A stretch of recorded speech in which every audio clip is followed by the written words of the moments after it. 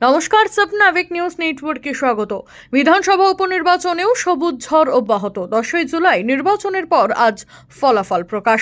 সকাল থেকে 4 কেন্দ্র অর্থাৎ মানিকতলা, বাগদা, রায়গঞ্জ, কৃষ্ণনগর দক্ষিণে শুরু হয়েছে ভোট গণনা। প্রথম থেকেই সব জায়গায় এগিয়ে থাকে তৃণমূল কংগ্রেস। সম্প্রতি শেষ হওয়া লোকসভা নির্বাচনের ধারা অব্যাহত বাংলায়। এই মুহূর্তে নজর দেব বাগদার দিকে।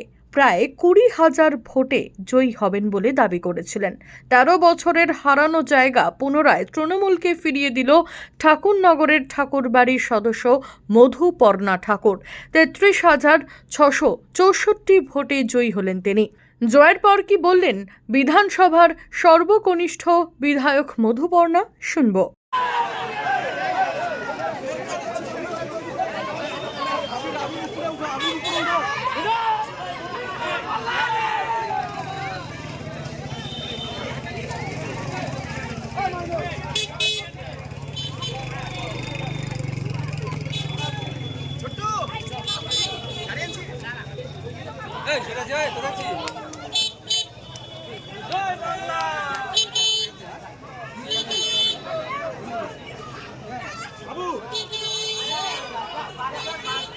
পড়ে পড়ে পড়ে পড়ে পড়ে পড়ে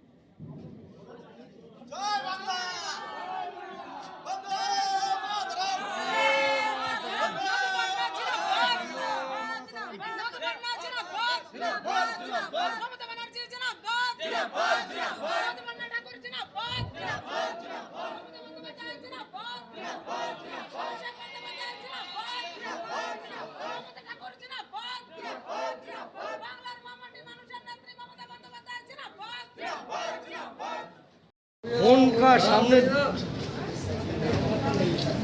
দেরি এত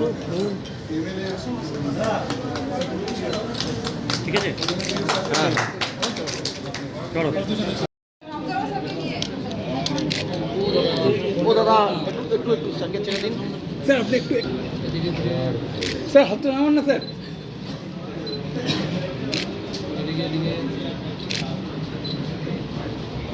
হতে পার না। চলো আমার এটা জয় নয়, পুরো মমতা ব্যানার্জির জয়, আমাদের হরিগুরুচাঁদ ঠাকুরের জয়, প্রতিটা ভোটার যারা ভোট দিয়েছে সেদের জয়, প্রতিটা কর্মী যারা সারা রাত দিন খেটেছে সেদের জয়।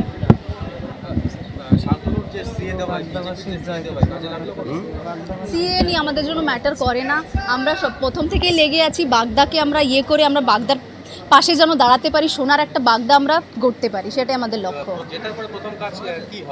জেতার পরে আমি দেখেছি রাস্তার খুব সমস্যা, বাগদার লোকেদের ব্রিজের খুব প্রবলেম, লাইটের, আশা করছি এগুলো আমি পূর্ণ করতে পারি।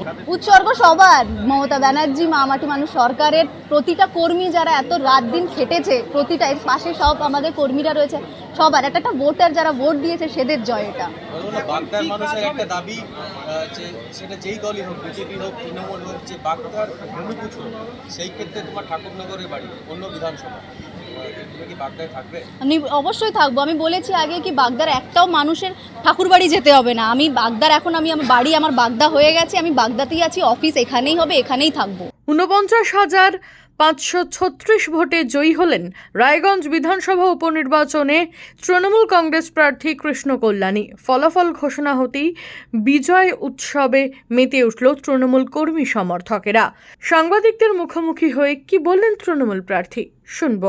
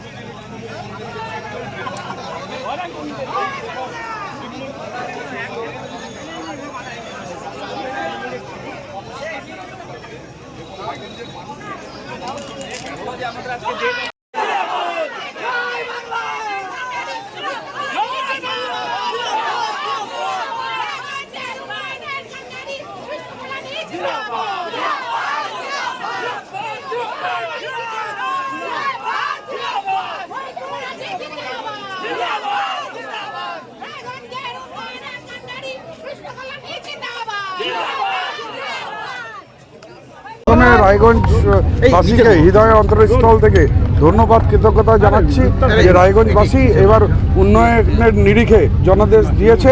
এবার আমাদের নৈতিক দায়িত্ব রায়গঞ্জবাসীকে যেটা প্রতিশ্রুতি দিয়েছি সেই ডেভেলপমেন্ট, রায়গঞ্জের যাতে সার্বিক ডেভেলপমেন্ট হোক, এটাই আমার লক্ষ্য। আর এই লক্ষ্যে আমরা এগিয়ে যাব। প্রথম কাজ কি করবেন? দেখুন, রায়গঞ্জে মেন 3টি কাজ প্রাথমিকতা দিয়ে আছে। যেমন রায়গঞ্জ বারসুয়ের রোড কানেক্টিভিটি আমি বলেছিলাম 90% কাজ হয়ে গেছে, 10% পেন্ডিং আছে। সেই কাজটা আমি করব। রায়গঞ্জের ড্রেনেজ ব্যবস্থা, সেটা রায়গঞ্জের বোর্ড অফ অ্যাডমিনিস্ট্রেটর আর যারা কোঅর্ডিনেটর আছেন তাদের সাথে বসে নিয়ে একটা মাস্টার প্ল্যান তৈরি করব। আর রায়গঞ্জে একটা জঞ্জটটাও একটা সমস্যা, সেই জঞ্জটমুক্ত রায়গঞ্জ কী করে করা যায় সেই প্ল্যানিংটা আমরা করে নিয়ে ডেভেলপমেন্টটা করব। বিজেপি প্রার্থী এইমাত্র বলে বেরিয়ে গেলেন যে রায়গঞ্জ ছাপ্পা বিধায়ক পেল। না, রায়গঞ্জ কি পেল এটা জনাদেশ। বিজেপি যে হারে সেই ধরনের কুচ্ছা রটাবে। আজকে 500,000-এর বেশি ভোটে হেরেছে, ওনার লজ্জা লাগাচ্ছে। রানাঘাট দক্ষিণ বিধানসভা উপনির্বাচনে 38,000-এরও বেশি ভোটে জয়লাভ করলেন তৃণমূল প্রার্থী মুকুটমণি অধিকারী। ফলাফল ঘোষণা হতেই সবুজ আবির খেলায় মেতে ওঠেন তৃণমূল কর্মীরা। উপস্থিত ছিলেন নদিয়ার রানাঘাট দক্ষিণ বিধানসভা সহ জেলা স্তরের তৃণমূল কর্মী সমর্থকেরা। সাংবাদিকদের মুখোমুখি হয়ে কি জানালেন তিনি, শুনব।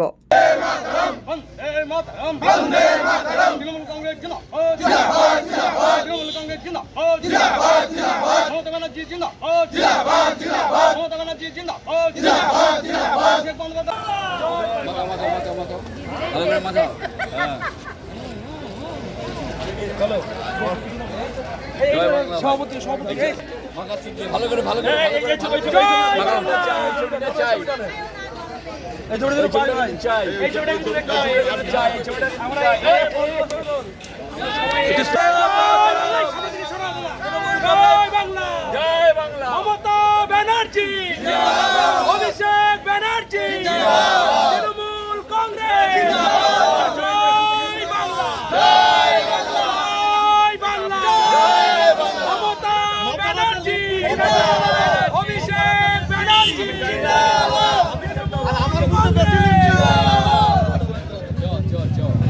জয় বন্দে মাতরম, জায়গাটা বড় করে না,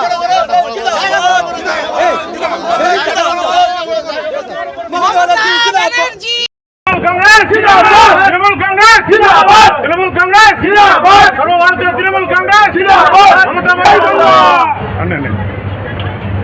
কৃতজ্ঞতা প্রকাশ করি আমরা সমস্ত রানাঘাট দক্ষিণের মানুষের কাছে নতমস্তকে প্রণাম জানাই, ছোটদেরকে ভালোবাসা জানাই এবং সর্বোপরি মমতা ব্যানার্জি, অভিষেক ব্যানার্জি এবং আমার নেতৃত্ব কর্মী সমর্থকদের কাছে আমরা চিরকৃতজ্ঞ। লোকসভা ভোটের পর বিধানসভা এত ভালো ফল কীভাবে হলো বলে মনে হচ্ছে? দেখুন, লোকসভা ভোটে একটা আঙ্গিকে মানুষ ভোট দিয়েছিলেন। মানুষের মনে হয়েছিল যে বিজেপি আসলে দেশে কোনো ক্রান্তি হবে, বড় পরিবর্তন হবে, মানুষের অ্যাকাউন্টে আবার 15 লাখের যে স্বপ্ন দেখানো হয়েছিল, 15 লাখ টাকা ঢুকবে, বছরে 2 কোটি করে চাকরি হবে, মতুয়া উদ্বাস্তু রাজবংশীরা নিঃশর্ত নাগরিকত্ব পাবে, মানুষের সার্বিক ডেভেলপমেন্ট হবে। কিন্তু সেই জায়গায় দাঁড়িয়ে কোনো কথা রাখেনি বিজেপি, কোনো কাজ করেনি। যেটুকু ডেভেলপমেন্ট পশ্চিমবঙ্গের মমতা ব্যানার্জির হাত ধরে। তো সবাই উন্নয়নের কাণ্ডারি মমতা ব্যানার্জির শহর বিধানসভায় আপনি ওখান থেকে জয়ী হয়েছিল, সেভাবে কোনো উন্নয়ন হয়নি, এখন কি বলবেন? যে কাজগুলো করতে পারিনি সেটা অবশ্যই আমার ফার্স্ট প্রায়োরিটি। সেই সঙ্গে সঙ্গে মানুষ যা ডিমান্ড করবে আমি সেগুলো করার চেষ্টা করব। অন্যদিকে 62,312 ভোটের ব্যবধানে জয়ী হলেন মানিকতলা বিধানসভা কেন্দ্রের তৃণমূল কংগ্রেস প্রার্থী সুপ্তি পাণ্ডে। এই বিশেষ মুহূর্ত তৃণমূল কর্মীদের সঙ্গে ভাগ করে নিতে উপস্থিত হন সুপ্তি পাণ্ডের মেয়ে শ্রেয়া পাণ্ডে। জয় নিয়ে কি বললেন তিনি, শুনব।